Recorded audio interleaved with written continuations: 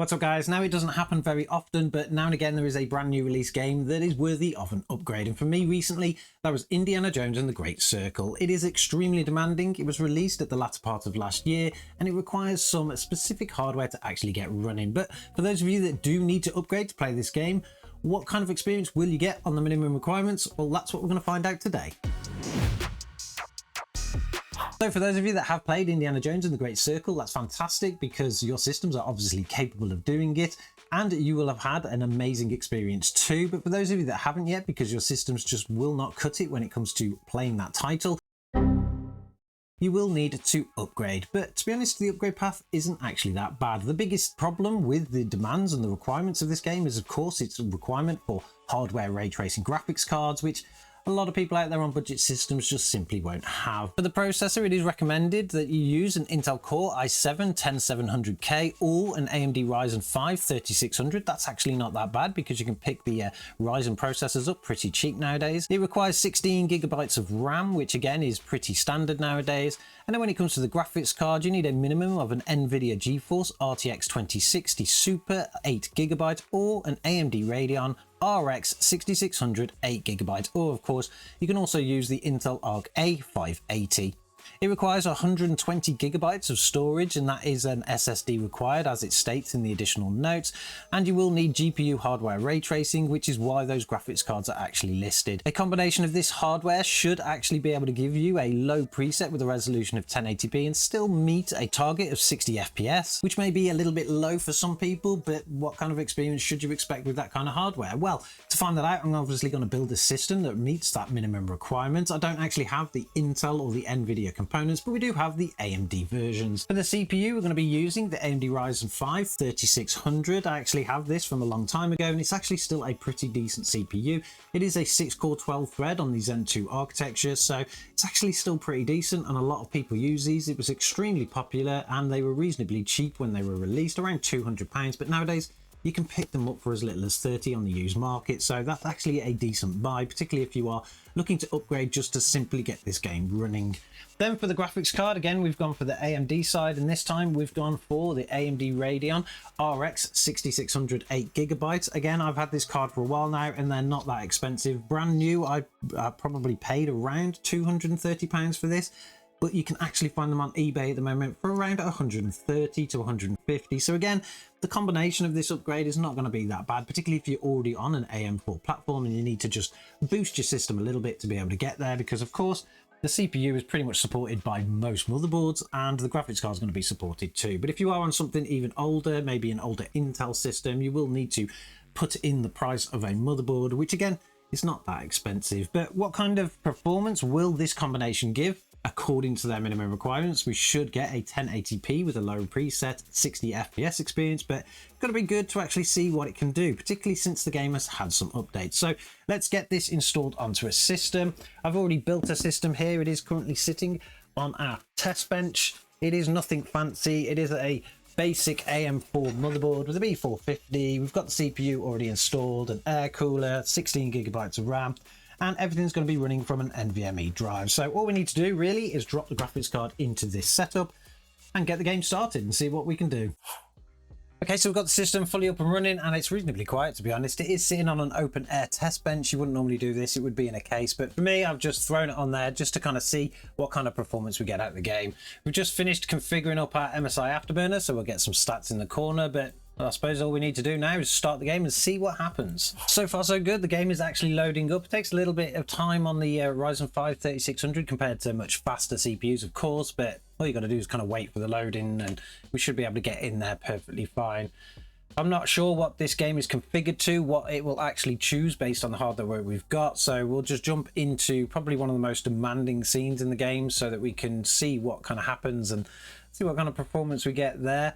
It is going to be the initial start of the game, which is quite forestry. There's a lot of things actually happening, so hopefully it will give us something reasonable and not be too bad, but We'll just wait for the game to actually load up. So we'll go to the story mode. We're not going to check any of the settings or anything yet. Just see what happens, see if we can skip. So we'll skip the cutscenes, we'll get into game. So this is the first initial level on the game, and as we can see, our performance is really tanking here. Our graphics card is running at 99% utilization, and we're currently getting around 16 frames per second. We'll just reset some stats there. So averagely at the moment, while we're walking around and looking at the scenery, we're getting around 18 frames per second with a 1% low of 9. Clearly that is just not going to cut it. It's not going to give you a good experience, even though the game does look pretty good. But let's head over to the settings and see what configuration we've actually got set. We'll pop over to our video settings here, and we can see that we're in full screen. We've currently got a resolution of 1080p. We're going to leave the game in 1080p. There's no way we're going to be able to play this at 1440p, I don't think, particularly with that performance in the corner. We'll head down to the actual graphical details here. We've got film grain set to 0, motion blur is turned off, which is good. I don't like those features, but currently it is set to an overall graphics quality of high. What I'm going to do is I'm going to lower this down a little bit to low. It's going to complain because it does need us to restart the game if we change too much, but we're going to set that down to a low. If you are playing the game now, you will have the latest version. The latest version does include tools like vegetation animation quality, upscaling. We've got access to FSR and things like that, so you didn't have that originally, so hopefully the use of those tools will make this game quite playable. But for now, we'll stick to a 1080p low preset, restart the game, and see what kind of performance we get then. So it is super annoying how you have to actually restart the game just to change a few graphical settings. That really does annoy me because it obviously makes this process a lot slower, but it's actually back into game now. Now if you remember, when we looked at the minimum requirements, it did say a 1080p low, which we've currently got it set to, should provide us with a 60 FPS experience. So let's jump into game and see what actually happens. This is kind of the start screen, and it kind of loads that there, but so far it is currently locked at 60. I just want to head back over to the settings though, because we should be able to, I think it's got V-Sync turned on or something. So vertical sync is actually currently on. We're going to turn that off. We'll head back into the game, see what kind of maximum performance we can get.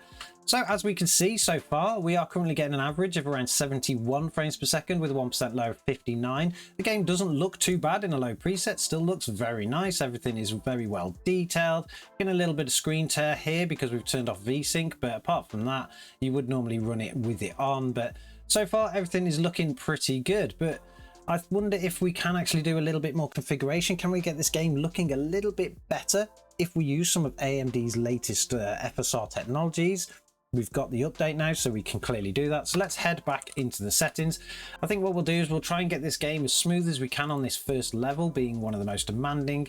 And then what we'll do is we'll test a different level, something much bigger, and see if that kind of holds as we go to a different place. So what I am going to do is I'm going to up the graphics settings to a medium setting. Again, it's going to require us to restart the game again, which is really annoying, but we'll continue. And then what we'll do is we're going to turn our upscaling on to it says FSR doesn't support full screen, so let's go borderless, keep this video mode, accept.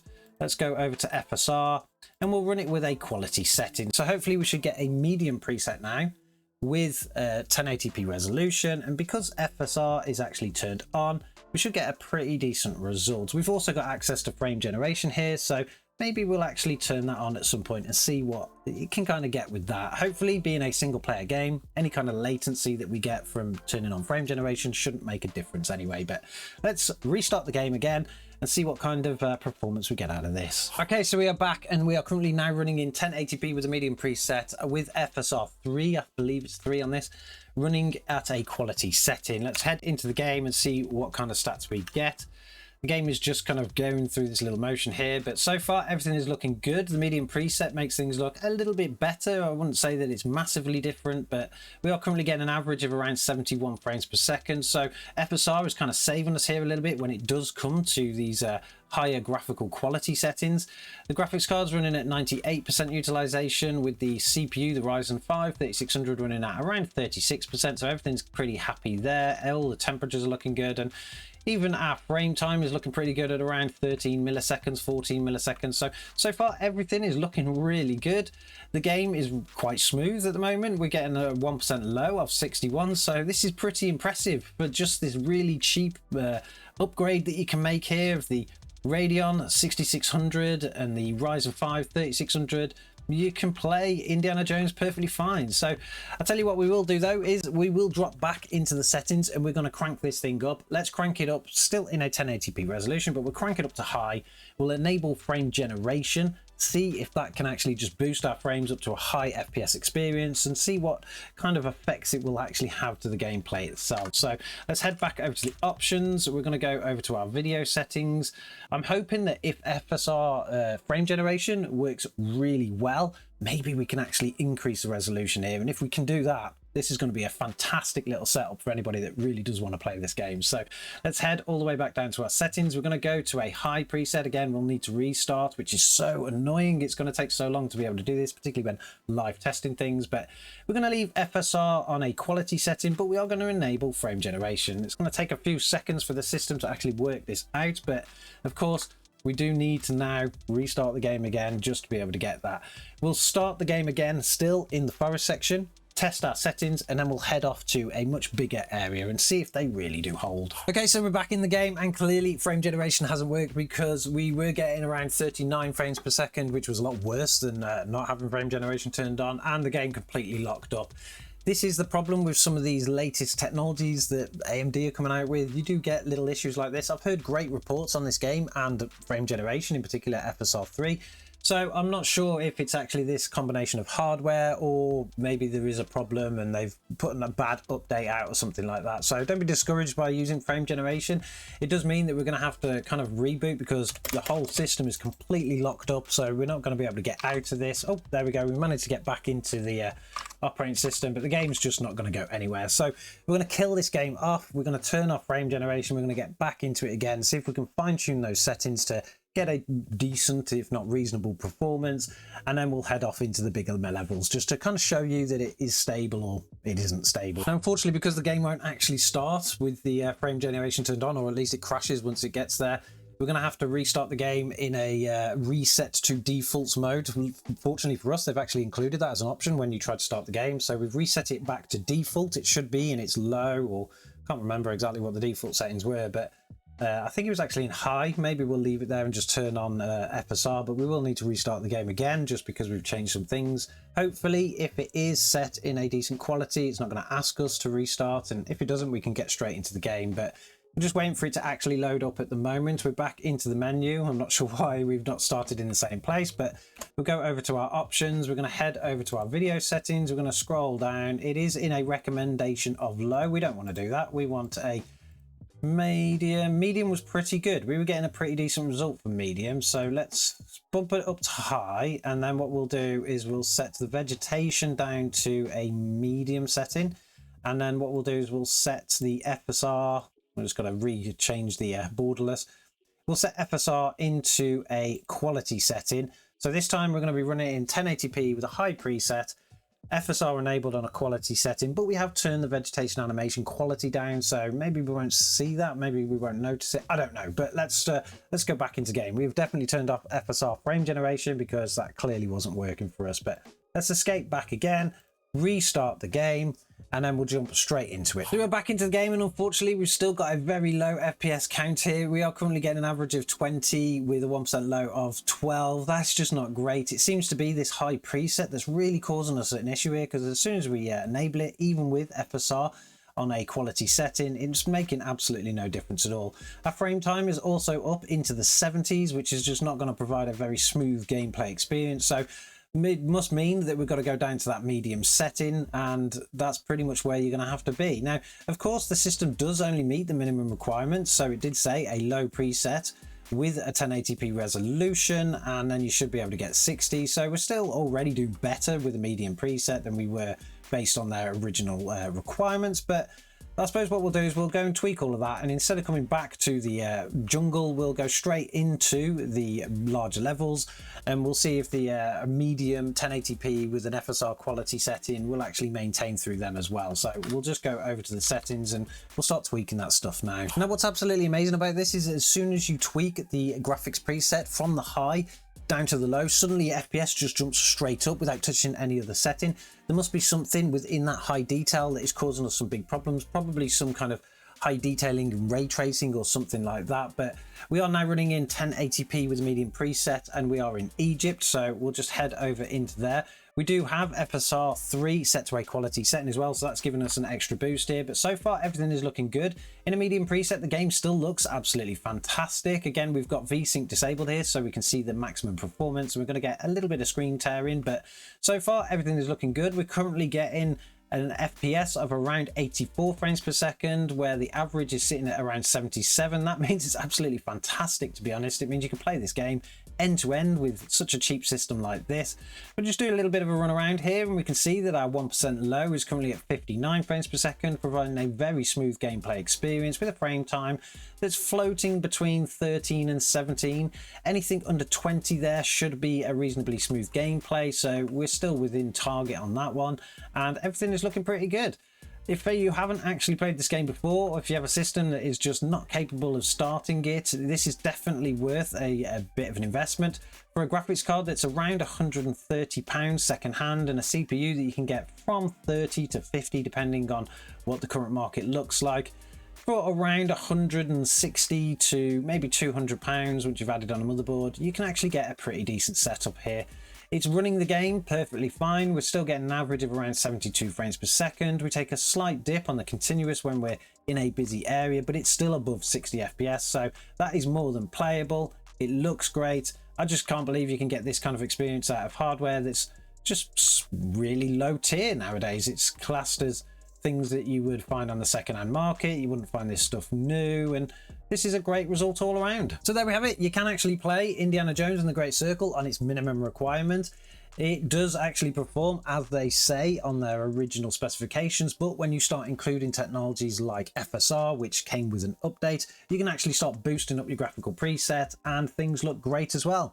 If you are running on hardware that's this kind of level, running in a high preset's probably going to do exactly the same as what it did for us. You're going to see a big drop in your frames per second. It's got to be something to do with maybe the level of ray tracing that's actually running when that happens, but apart from that, it is completely playable, and this stuff is not that expensive. Let me know in the comments below what you think of this system. Have you played Indiana Jones and the Great Circle? It is fantastic, and if you haven't and you are capable of doing it, definitely check it out.